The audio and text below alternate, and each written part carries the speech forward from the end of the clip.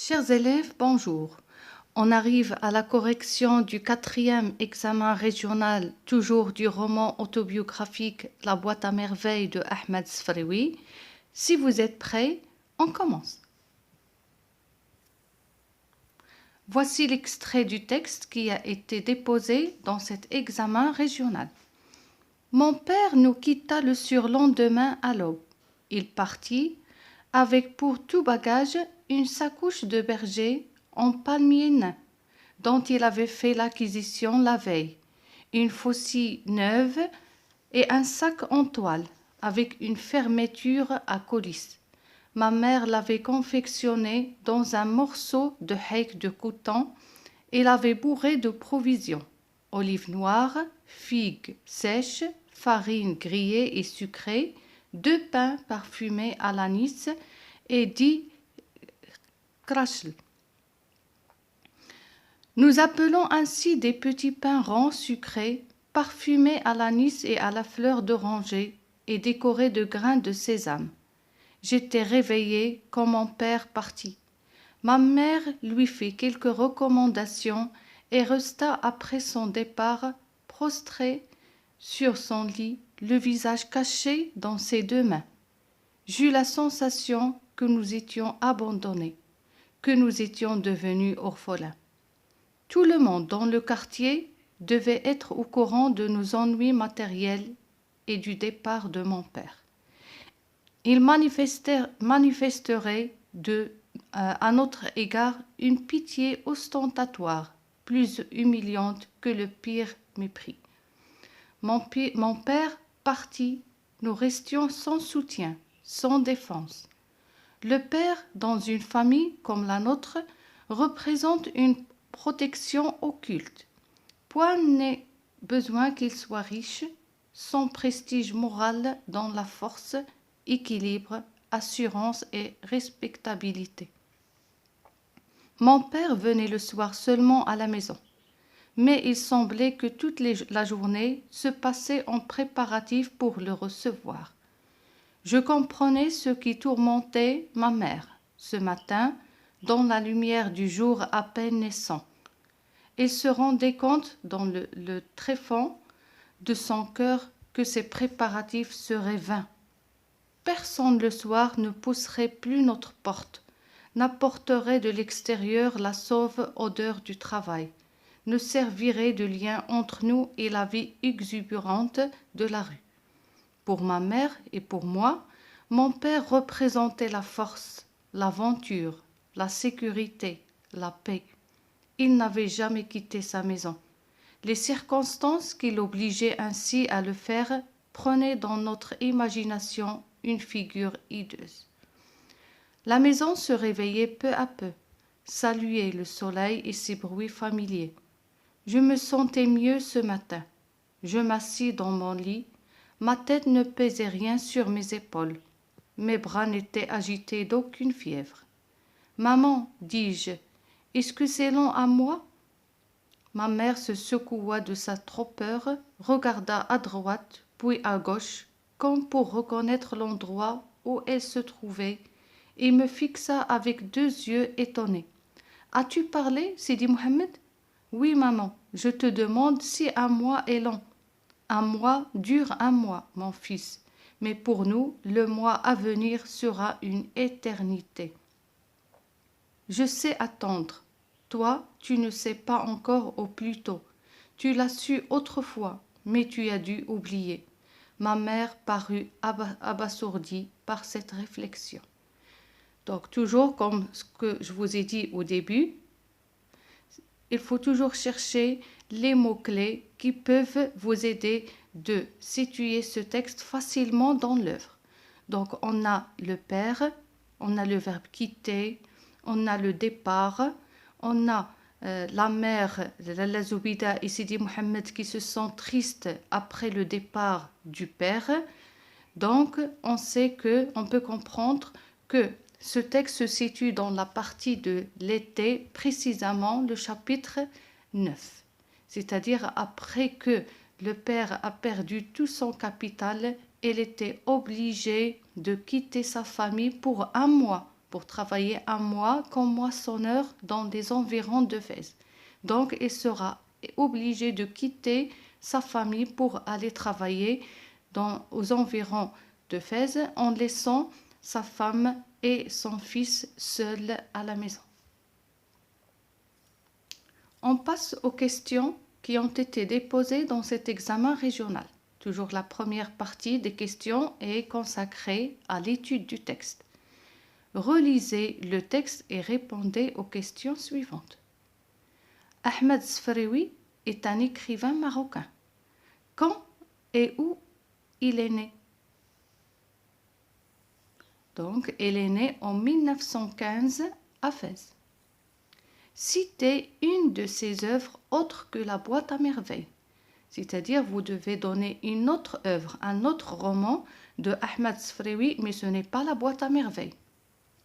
Par exemple, Le chapelet d'ombre. Quand est-il mort? Donc, il est mort en 2004.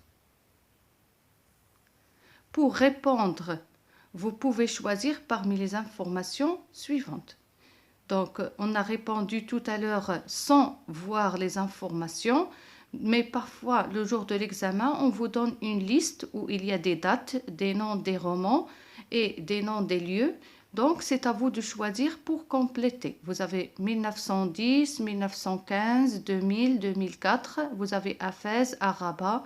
Vous avez le roman La nuit sacrée, Le chapelet d'ombre. Donc, on vous donne cette liste pour vous aider à choisir les réponses correctes.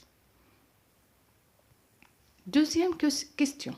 Relevez dans le texte deux indices qui montrent que La boîte à merveilles est une œuvre autobiographique.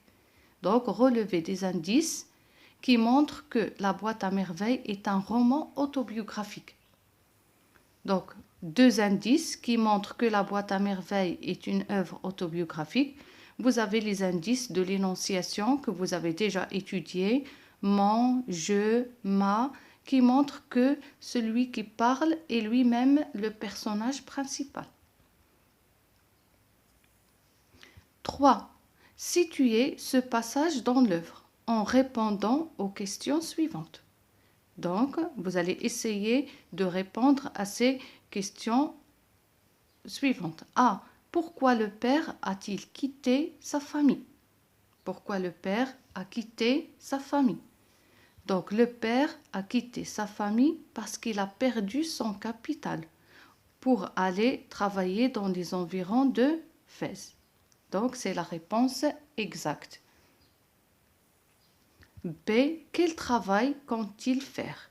Donc, quel est le travail qu'il va exercer quand il va quitter sa famille? Justifiez votre réponse à partir du texte. Donc, il va travailler comme moissonneur. Ça veut dire qu'il va travailler dans les champs. Puisque c'est l'été, c'est le seul travail qui se trouve à la campagne.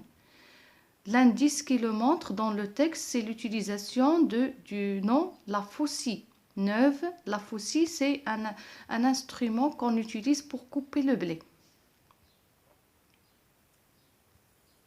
Que représente le père pour la famille de Sidi Mohammed? Qu'est-ce qu'il représente? Donc, pour la famille de Sidi Mohammed, le père représente la force, l'aventure, la sécurité et la paix. Donc, ces expressions sont déjà utilisées par Sidi Mohammed dans le texte. Question 5. Quel est le sentiment de la mère après le départ de son mari? Après que son mari, ou bien Moulay Abdeslam, est parti, quel est le sentiment de Lalla Zoubida dans le texte? Après le départ de son mari, la mère est triste. Quelle est la sensation de l'enfant après le départ de son père? Quel est le sentiment de Sidi Mohammed après le départ de son père? Donc, après le départ de son père, l'enfant se sent abandonné, c'est-à-dire sans protection, sans défense. Il se sent qu'il est abandonné à cause du départ de son père. Question 6. La maison se réveillait peu à peu, saluait le soleil. De quelle figure de style s'agit-il? Puis justifiez votre réponse. Donc, dans cette phrase, on peut trouver deux figures de style. soit la personnification, c'est-à-dire se réveiller, est propre à l'homme. Donc on a attribué le verbe se réveiller à qui est propre à l'homme, on l'a donné à une chose qui ne bouge pas, qui est la maison. Donc c'est personnification. Ou bien c'est une métonymie, le contenant pour le contenu. La maison se réveillait peu à peu. Bien sûr, ce n'est pas la maison qui se réveille, mais ce sont les habitants qui sont dans la maison. Donc, soit vous dites personnification ou bien métonymie, donc les deux sont corrects. Question 7. Pourquoi Lalla Zoubida estime-t-elle que le mois à venir sera une éternité? Pourquoi il a dit que le mois prochain, suivant, sera une éternité, ça veut dire sans fin. C'est pour Lalla Zoubida, le mois à venir sera une éternité car il ne peut pas supporter l'absence de son mari. Un mois pour elle, c'est trop. La question 8. Il manifesterait à notre égard une pitié ostentatoire, plus humiliante que le pire mépris.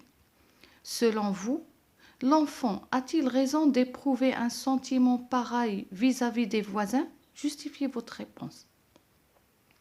Donc, Sidi Mohamed, il se sent que les voisins, ils sont de la pitié et encore le mépris envers eux. Donc, est-ce que l'enfant il a raison de sentir ce sentiment envers les voisins? Non, car les voisins peuvent ne pas être aussi méchants que croit l'enfant. Ce n'est pas obligatoirement que ils se sentent de la pitié, que ils sont méchants. Ou bien oui, parce que le malheur des uns peut faire le bonheur des autres. Donc vous avez deux réponses, soit vous dites non, soit vous dites oui. Ce qui compte, c'est de justifier votre réponse. Donc pour la production écrite, le sujet qui a été donné pour Sidi Mohamed, Ma'allim Abd Salam, est un papa idéal. Il représente la force, l'aventure, la sécurité et la paix. Pour vous, qu'est-ce qu'un bon père? Rédigez un texte dans lequel vous exposerez votre point de vue sur le sujet.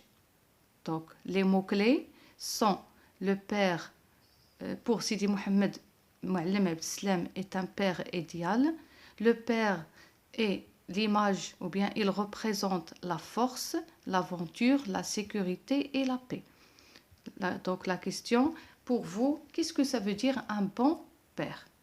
Donc ce sujet, on l'a déjà traité dans les vidéos précédentes. Vous pouvez toujours revenir pour voir le sujet. On arrive à la fin de notre vidéo et on a terminé la correction de ce 4e examen régional. Merci pour votre attention et on se rencontre dans une nouvelle vidéo et une nouvelle correction d'un nouveau examen régional. Merci et à bientôt.